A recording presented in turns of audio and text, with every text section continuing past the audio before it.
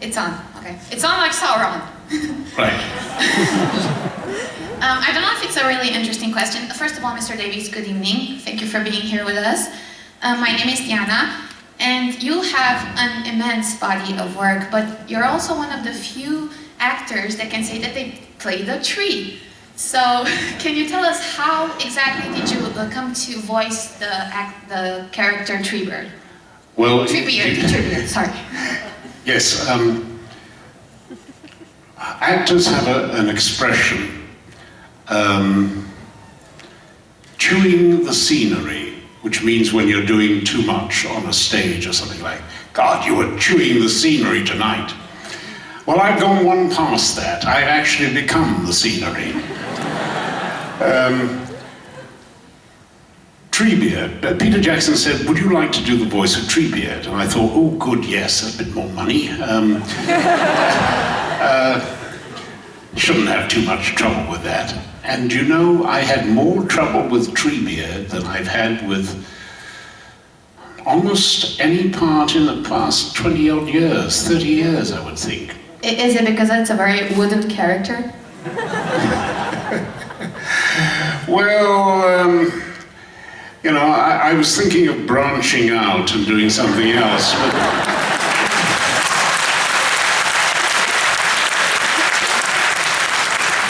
but when you think of it, you see, how does a tree speak?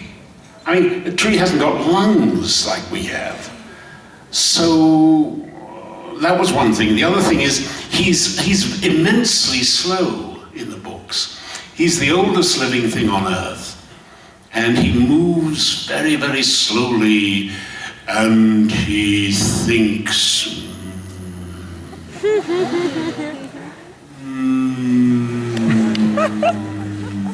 You know, and you can't do that in film.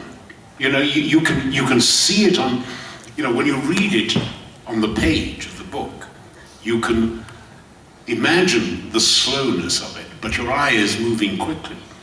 Now, on film, you just have to get a move on. And the more I worried about it, the more I started losing sleep over it. I thought, and I went on there's a great guy called Hieronymus who's got a radio show in New York, and I went on his show and we were discussing this, and he had a couple of leading Tolkien scholars, and I said to them, you know, what does Treebeard sound like? And the one answer that I remember back was, they sent him a note saying, there's only one actor in the world who can play this. And I thought, yes, James Earl Jones.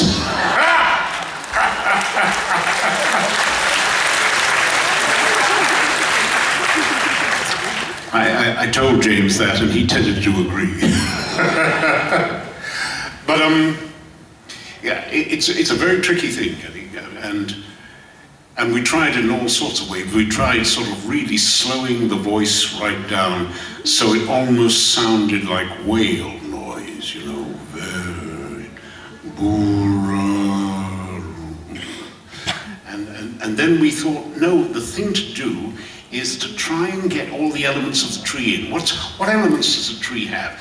The rattle of the leaves. So we tried to do it with a little bit of a rattle. And then we thought, you know, he's also a tree that moves. So we tried to get the suction of the roots coming out of the ground. And then we tried putting them all on top of each other. And it just went on and on and on, you know, and we just got nowhere. And in the end, we went back to just the basic thing, you know, using a rather more gentle old voice like that, you know. I like it when the little birdies go and sing in my branches, and the field mice run over my roots and they tickle so, and you know. But he's also got to have an enormous energy and power and strength, you know. The Ents are on the march. Anyway, of all the parts I've ever done, I think that that was probably the least successful one. I don't think I got that right. And I don't know how I could have got it better. So if anyone's got any suggestions sometime, I'm more than happy to listen. Anyway, carry on. Silly old me. Yeah, God, Sharon, go on. Go on.